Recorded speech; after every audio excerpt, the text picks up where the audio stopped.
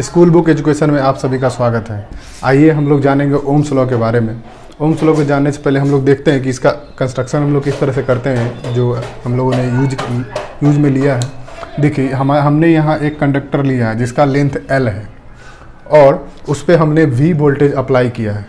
Okay, तो हमने अपने पिछले लेक्चर में देखा था कि जब भी हम लोग पोटेंशियल डिफरेंस अप्लाई करेंगे तो उसमें क्या होगा, इलेक्ट्रॉन का फ्लो होगा। तो इलेक्ट्रॉन फ्लो करना चालू करेगा, उसके कारण क्या होगा कि यहाँ पे करंट का फ्लो होगा। अब देखिए, तो ओम्स ने क्या कहा था, ओम्स ने कहा था current flowing through a conductor is directly proportional to the potential difference applied across the conductor. उन्होंने कहा था कि जो करंट जो फ्लो कर रहा है, ठीक है, वो डायरेक्टली प्रोपोर्शनल है। देखिए जो इंपॉर्टेंट लाइन है, वो डायरेक्टली प्रोपोर्शनल है पोटेंशियल डिफरेंस जो अप्लाइड हो रहा है उसके। लेकिन उन्हें एक खास बात क्या ऐड किया था कि अक्रॉस ए कंडक्टर, यहाँ ये देखिए ये भी बहुत ही इंपॉर्टेंट लाइन है, at constant temperature and pressure. At constant temperature and pressure, pressure और टेम्परेचर क्या होना चाहिए, कांस्टेंट होना चाहिए, तभी आपका ओम्स लॉ फॉलो करेगा। तो उन्होंने क्या बोला, उन्होंने बोला कि करंट जो है वो डायरेक्टली प्रोपोर्शनल होगा वोल्टेज के। ठीक है, तो अब देखिए हम लोग इसको ऐसे उलट देते हैं। तो यहाँ वोल्टेज जो है वो डायरेक्टली प्रोपोर्शनल है करंट के। ओके, अब देखिए उनका कहना था कि अगर वोल्टेज बढ़ेगा तो करंट भी बढ़ेगा, अगर वोल्टेज घटेगा तो क्या होगा, करंट भी मेरा क्या होगा, घटेगा। अब देखिए इसको थोड़ा हम लोग एनालाइज करते हैं न्यूमेरिकल वैल्यू। देखिए अगर वोल्टेज अगर हमारा 10 वोल्ट हो रहा है तो हम लोग देखते हैं कि करंट जो है वो क्या है, 2 एम्पियर हो रहा है। अगर वोल्टेज जो है हमारा 20 वोल्ट हो रहा है, 20 वोल्ट हम लोग अप्लाई कर रहे हैं, तो करंट जो कितना है वो 4 हो रहा है। ठीक है, अब देखिए तो इसमें देखिए तो अगर हम लोग इसको इक्वल करना चाहें, इसको हम लोग क्या चाहते हैं, इक्वल करना। देखिए हम ये मैथमेटिक्स बोलता है कि जब भी हम लोग प्रोपोर्शनल को हटाते हैं तो हम लोग उसके जगह पे क्या लाते हैं, एक कांस्टेंट लाते हैं जिसकी वैल्यू कभी चेंज नहीं होती है। तो यहाँ देखिए, तो यहाँ एक चीज़ देखिए, तो यहाँ हम लोगों ने क्या देख रहे हैं कि अगर इसको इक्वल टू ला रहे थे, इसके इक्वल टू कब होगा, जब यहाँ पे 5 से मल्टीप्लाई कर देंगे तो इसके इक्वल टू हो जाए। फिर ये इसके इक्वल टू कब होगा, जब यहाँ पे हम लोग क्या करेंगे, 5 से हम लोग क्या करेंगे, मल्टीप्लाई। तो ये देखिए ये हमेशा ये 5 है। ठीक है, तो हम लोगों ने क्या किया कि यहाँ पे बोला कि V is directly proportional to I है। तो जब ये हम लोग जब प्रोपोर्शनलिटी कांस्टेंट हटा रहे हैं तो इसके जगह पे हम लोग एक कांस्टेंट लाते हैं, वो है R। हम लोग क्या कांस्टेंट ला रहे हैं, V इजकल टू IR। ठीक है, अब देखिए ये जो इसे हमने नाम दिया रेसिस्टेंस। इसे हमने क्या नाम दिया, रेसिस्टेंस। अब देखिए रेसिस्टेंस की जो वैल्यू होती है वो किसी भी पर्टिकुलर सर्किट के लिए हमेशा कांस्टेंट होती है। जब तक आप वो जो भी ये मान लीजिए कंडक्टर, अगर आप इसका लेंथ से या किसी चीज़ से अगर आप छेड़छाड़ नहीं करते हैं या किसी दूसरी तरह का अगर आप कंडक्टर नहीं लेते हैं तो उसकी रेसिस्टेंस क्या होगी, हमेशा कांस्टेंट होगी। ठीक है, तो हमारा ये जो है ये हमारा ओम्स लॉ का रिजल्ट है। ओम्स ने जो बोला था उसके अकॉर्डिंग ये हमारा रिजल्ट आया। तो आइए देखिए हम लोग देखेंगे कि हम लोग ओम्स लॉ के रिजल्ट को किस किस तरह से यूज करते हैं। अगर जिन्हें नोट करना है वो इस चीज़ को नोट कर सकते हैं।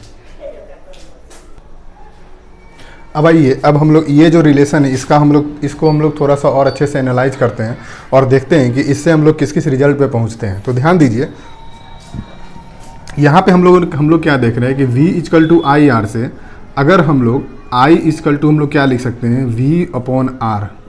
ठीक है, आप सपोज कीजिए, ऐसा कीजिए कि आप कोई सर्किट ले रहे हैं, ठीक है, और आपने उस पर अप्लाई कर दिया कोई वोल्टेज, आपने वोल्टेज 20 वोल्ट एज्यूम कीजिए कि आपने अप्लाई कर दिया।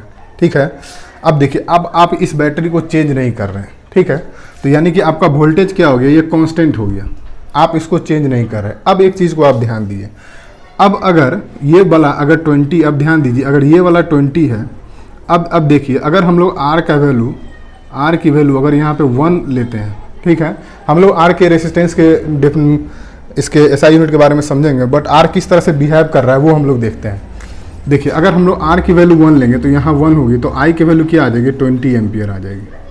ठीक है, अगर हम लोग R की वैल्यू अगर हम लोग 2 लेते हैं तो ध्यान दीजिए 2 लेंगे तो I की वैल्यू क्या आ जाएगी, यहाँ देखिए 20/2 ये आ जाएगी 10।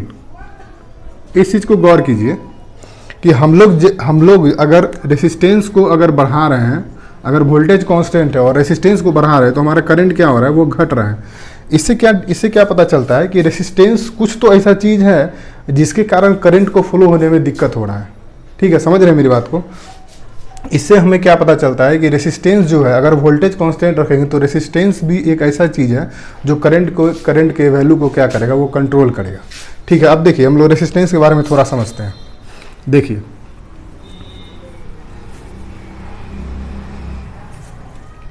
मान लीजिए ये आप यहाँ पर हैं और यहाँ पे ये आपका घर है, ओके, और घर जाने का दो रास्ता है, आपका ये रास्ता है और ये रास्ता है। एक रास्ता ये सेकेंड रास्ता है और ये रास्ता फर्स्ट रास्ता है। अब देखिए मैं क्या बोल रहा हूँ कि ये वाला जो रास्ता है ना, ये वाला रास्ता बहुत ही अच्छा रास्ता है, ठीक है। यहाँ का जो कनेक्शन है, यहाँ की जो रोड है बहुत ही अच्छी रोड है, और ये वाला रास्ता जो है वो बहुत ही ख़राब रास्ता है, ठीक है। तो आप देखिए, तो जब पाथ अगर आप 2 को फॉलो कीजिएगा तो क्या होगा, आपकी जो स्पीड होगी, जैसे मान लीजिए अगर आप बाइक से जा रहे हैं तो आपकी जो स्पीड होगी वो क्या हो जाएगी, कम हो जाएगी। लेकिन अगर जब आप फर्स्ट वाले पाथ को फॉलो कर रहे हैं तो आपकी स्पीड क्या होगी, वो बहुत ही ज़्यादा तेज़ी रहेगी। जैसे मान लीजिए कि हाईवे है पूरा खाली है तो आप एकदम स्पीड में जाएंगे वहाँ पे, ठीक है।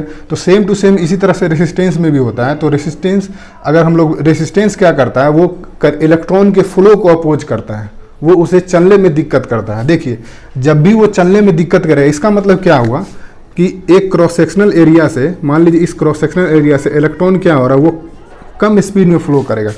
अगर इलेक्ट्रॉन कम स्पीड में फ्लो करेगा, इसका मतलब इस क्रॉस सेक्शनल एरिया से नंबर ऑफ इलेक्ट्रॉन भी एक यूनिट टाइम में कम फ्लो करेगा, तो उसके कारण मेरा करंट क्या हो जाएगा, मेरा करंट भी क्या हो जाएगा, वो घट जाएगा। तो इससे हम लोगों ने क्या समझा कि करंट एक ऐसा यूनिट है या ऐसा चीज़ है जो क्या करता है, इलेक्ट्रॉन के फ्लो को क्या करता है, वो फ्लो को रोकता है, दिक्कत करता है, उसको फ्लो करने नहीं देता है, ठीक है। तो हम लोग यहाँ पे समझे कि इलेक्ट्रॉन रेसिस्टेंस का किस तरह से सर्किट में यूज होता है, सर्किट में किस तरह से बिहेव करता है। तो देखिए रेसिस्टेंस, तो रेसिस्टेंस की जो एसआई यूनिट होती है, यहाँ पे हम लोग लिख लेते हैं, SI unit of resistance is ohm. देखिए रेसिस्टेंस की जो एसआई यूनिट होती है वो होती है ओम। हम लोग इसको ओम में मेजर करते हैं जैसे, और देखिए इसे हम लोग ओम में जो नोटेशन जो वो इस तरह से यूज करते हैं। तो देखिए जैसे हम लोग बोल सकते हैं कि मान लीजिए कोई रेसिस्टेंस है, वो 5 ओम का रेसिस्टेंस है, या 10 ओम का रेसिस्टेंस है, या 12 ओम का रेसिस्टेंस है, या 5 किलो ओम का रेसिस्टेंस है। इस तरह से रेसिस्टेंस की जो होती है वो ऐसा यूनिट क्या होती है, वो ओम होती है। और आप लोग को ये याद रखना है। याद क्या रखना है, आप लोग जब बनाते बनाते आप लोग इतना प्रैक्टिस हो जाएगा, ये आप भूल भी नहीं पाइएगा कि रेसिस्टेंस की ऐसा यूनिट क्या होती है। चलिए अब हम लोग देखेंगे कि रेसिस्टेंस जो है, थोड़ा सा रेसिस्टेंस के बारे में और ज़्यादा पढ़ेंगे।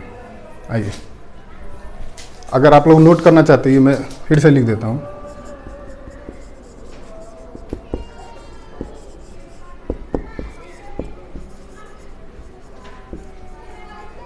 इसको नोट कर लीजिए, और हम लोग यहाँ पे ये भी नोट कर लीजिएगा कि इफ़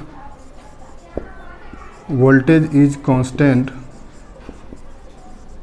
देन करंट